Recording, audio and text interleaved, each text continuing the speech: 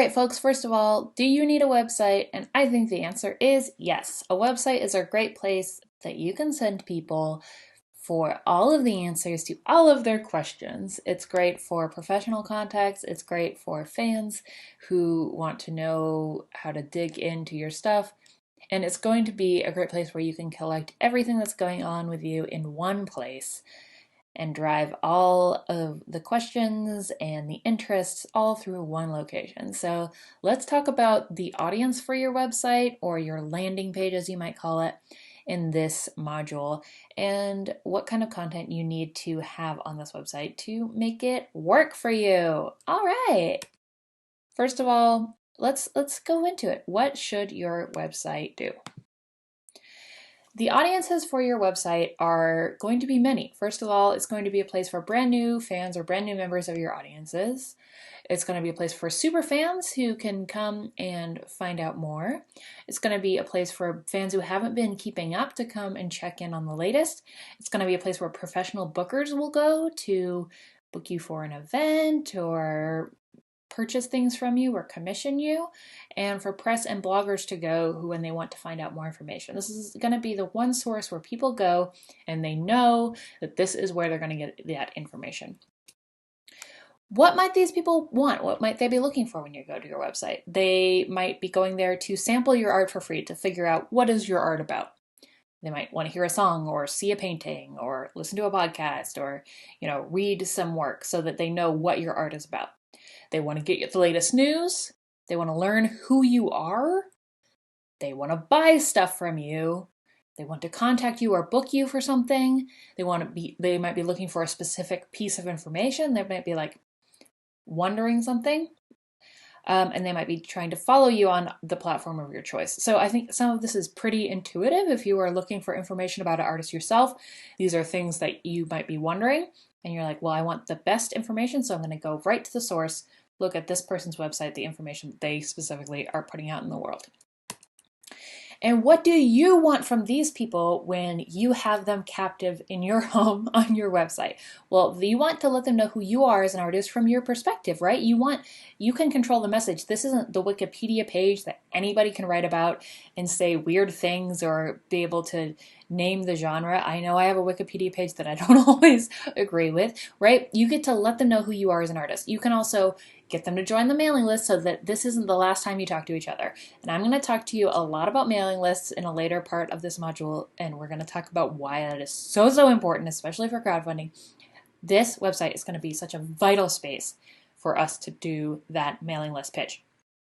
And you also want them to know what you're up to right now, because casual fans or members of your audience who maybe aren't always up to date on you because they aren't you, when they come to your website, this should be the place where they are able to find out what is the latest data, what's the latest information.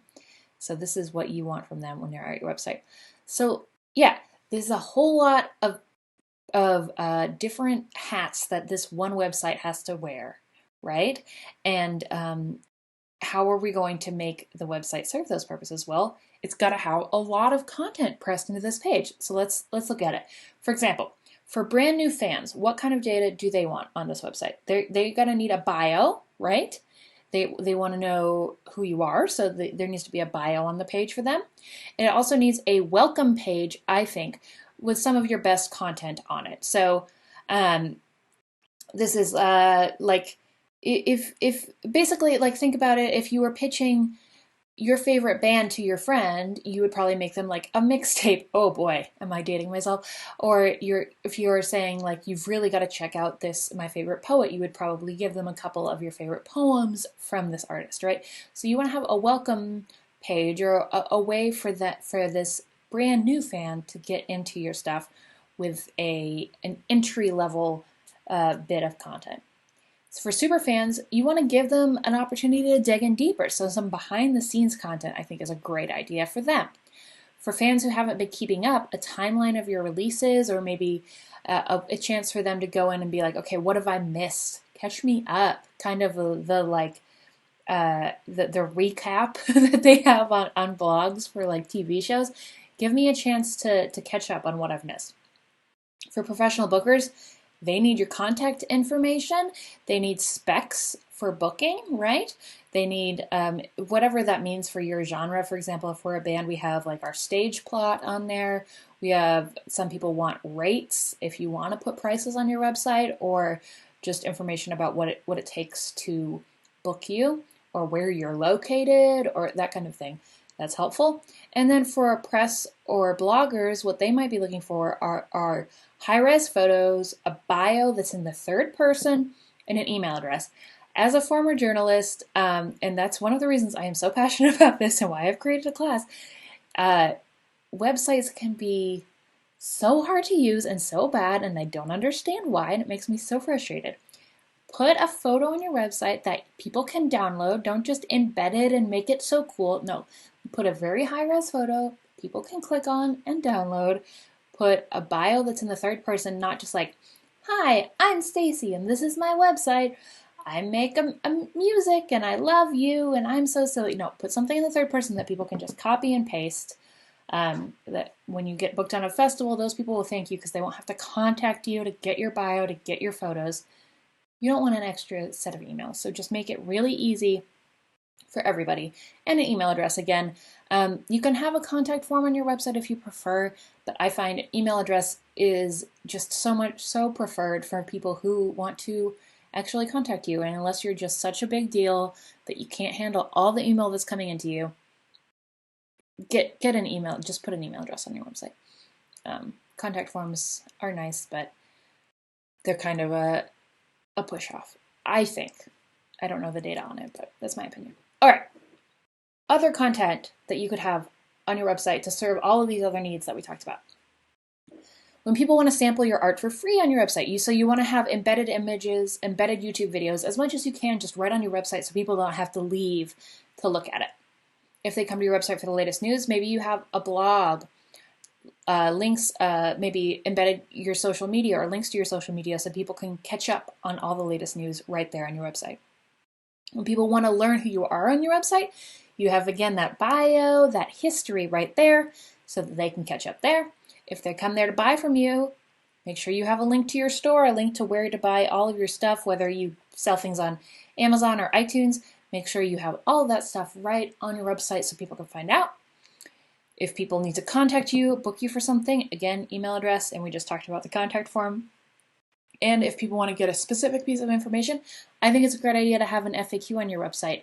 If you've been an artist for any period of time, I think you know what the FAQs are, or the things that people contact you about over and over again. So make a little FAQ on your contact page so that people can just already know what the answers are to your frequently asked questions. And then if people come to your website and they're like, okay, this is great, now I want to know how to follow them on Twitter or Twitch or whatever, put those links to social media. This is a whole bunch of content for one website, but that just means that people know that you are the reliable source for this information. Isn't that great? Yes, it is. Okay, here's the final slide of the content you need, and this is the content you need for them to know what you want them to know. Right, so for them to know who you are as an artist, you want to have a concise bio or pitch that shares kind of your perspective on who you are. So maybe 5 to 7 words that gives your personality. And I know you think you defy genre. Every artist doesn't like to describe themselves, but you do have a way, and I trust you very much to talk about who you are, and don't make them dig for it. Just tell them right up front. You want them to join your mailing list, and we're going to talk about this a lot, but the best way to get them to do that is a very, very good, very short pitch and an incentive for them to download something for free if they join, right at the top of your page, and we'll talk about that a lot and give you some examples. And the next thing is make sure that they know what you're up to right now. So the top level, I don't mean that, but it's like right at the top of the page, this is the latest. So every time people visit your website, they can see right at the top, this is the latest of what I'm up to. All right, in the next module, we're going to talk about how you can build your website even if you're not very techy, and we're also going to have some examples coming up. Don't worry, it's not going to be that scary. All right, let's get into it.